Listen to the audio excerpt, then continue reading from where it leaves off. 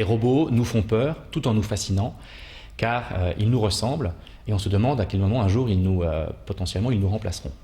Cette théorie de la vallée dérangeante, on l'observe intuitivement lorsqu'on observe un robot. C'est une théorie qui lie la familiarité qu'un être humain peut avoir avec un robot avec son degré d'anthropomorphisme. Si on prend un robot industriel, il ne ressemble en rien à un homme et on n'a aucune familiarité avec lui. Au fur et à mesure que le robot nous ressemble, et en passant par l'étape du robot humanoïde d'il y a 10 ou 15 ans, ce robot nous est de plus en plus familier. Jusqu'au moment où ce robot nous ressemble beaucoup tout en insinuant certaines différences entre lui et nous qui nous dérangent.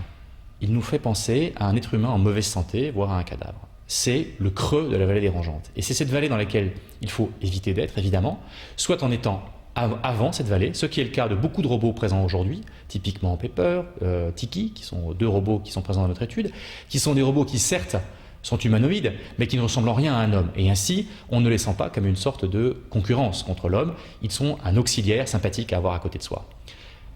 Juste après, c'est la vallée dérangeante où le robot nous ressemble beaucoup et nous fait peur, jusqu'à ce que finalement le robot nous ressemble tellement qu'on ne soit plus capable de le distinguer d'un être humain, et auquel cas, il nous sera totalement familier.